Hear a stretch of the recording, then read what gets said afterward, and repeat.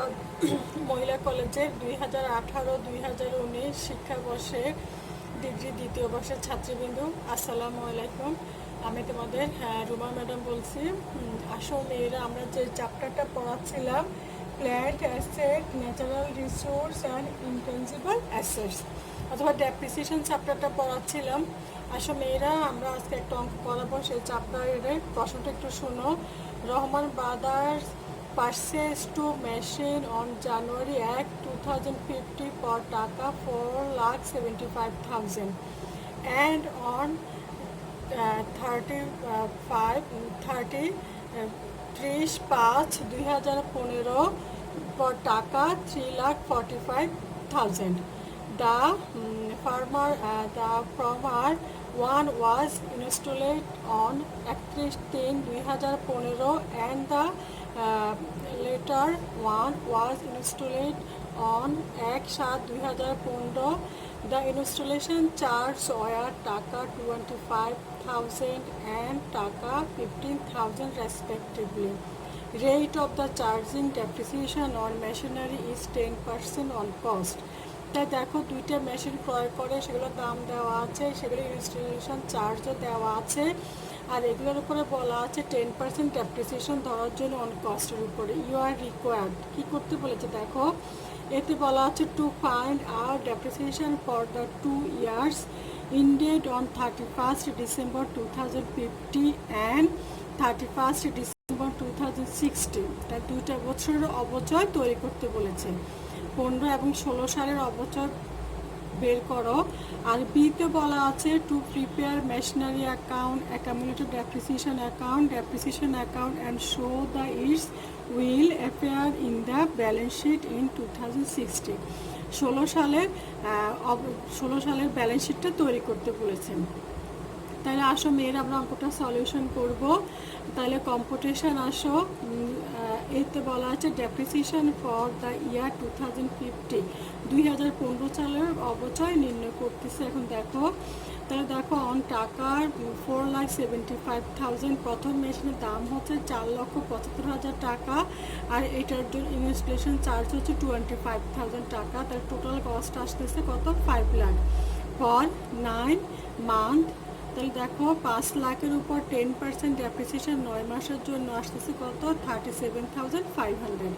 আবার আরেকটা মেশিন ক্রয় করে দেখো 3,45,000, আর এটার জন্য ইনস্টলেশন চার্জ হচ্ছে 15,000। তাহলে টোটাল হচ্ছে 3,60,000, আর এটার উপরে হবে ফর 6 মান্থ ডেপ্রিসিয়েশন। তারপর আসো মেয়েরা, 3,60,000 10% 6 মান্থ অবচয় হচ্ছে 18,000। The total depreciation for 2050 37,500 plus 18,000, total হচ্ছে 55,500। এটা হচ্ছে 2015 সালের অবচয়। তারপর আমরা 16 সালের অবচয়টা বের করবো। Depreciation for the year 2060, depreciable value টাকা 5 লাখ প্লাস 3,16,000, তো টোটাল হচ্ছে 8,60,000। তাহলে দেখো, এই 16 সালে কিন্তু পুরো বছরের উপর অবচয় ধরতে হবে। তাই ডেপ্রিসিয়েশন ইকুয়াল টু 8,60,000 ইন্টু 10% মানে 86,000। তাহলে এটা হচ্ছে 16 সালের অবচয়। তাহলে দেখো 15 সালের অবচয়টা 55,500, আর 16 সালে হচ্ছে 86,000। তাহলে এটা গেল এক। এখন আসো বিতে বলা আছে লেজার অ্যাকাউন্ট করার জন্য 3টা খতিয়ান করতে বলেছে। Machinery account, depreciation expenses account, accumulated depreciation account, আর একটা হচ্ছে ব্যালেন্স শিট।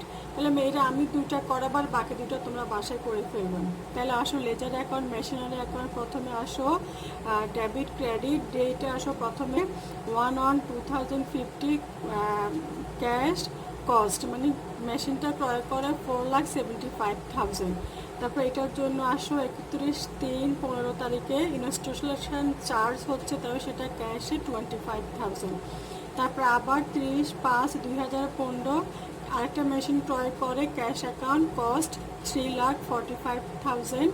তারপরে 1/7/15 আবার ইনস্টলেশন চার্জ হচ্ছে 15,000। তাহলে এটাও cash account, installation charge 50,000, total 8,60,000। তাহলে এটাই হচ্ছে 2015 ডিসেম্বর 31 ব্যালেন্স সিডি 8,60,000। ওইটাকে আবার 16 সালে নিয়ে আসবো আমরা। 1/1/2060 ব্যালেন্স বিডি 8,60,000, এটা আবার 31 ডিসেম্বর 2060 ব্যালেন্স সিডি 8,60,000, তাহলে ক্লোজ হয়ে গেলে 2 বছর। তারপরে আসো 2 নম্বর খতিয়ানটা ডেপ্রিসিয়েশন এক্সপেন্সেস অফ মেশিনারি।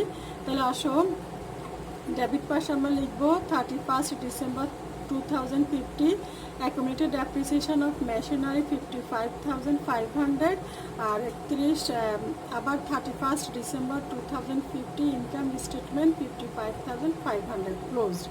তারপরে আসো আবার 31 ডিসেম্বর 2060 আবার accumulated depreciation on machinery 86,000, আবার ক্রেডিট পাশে লিখবো আমরা 31 ডিসেম্বর 2060 ইনকাম স্টেটমেন্ট 86,000, তাহলে এটা গেল depreciation expenses of machinery account. আর মেয়েরা তোমরা বাসায় ও 2টা খতিয়ান করে ফেলবা, একটা হচ্ছে অ্যাকুমুলেটেড ডেপ্রিসিয়েশন আর একটা হচ্ছে কি 16 সালের ব্যালেন্স শিট। তাহলে 16 সালের ব্যালেন্স শিট তো সহজে হবে, সেটা আমরা করতে পারবো।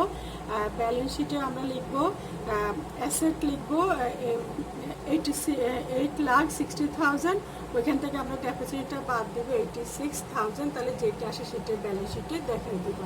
তাহলে এটা হচ্ছে মেয়েরা অঙ্কটা, তোমরা মেয়েরা বাসায় অঙ্কটা করে ফেলবা। তো ঠিক আছে মেয়েরা, ভালো থাকো, সুস্থ থাকো, আল্লাহ।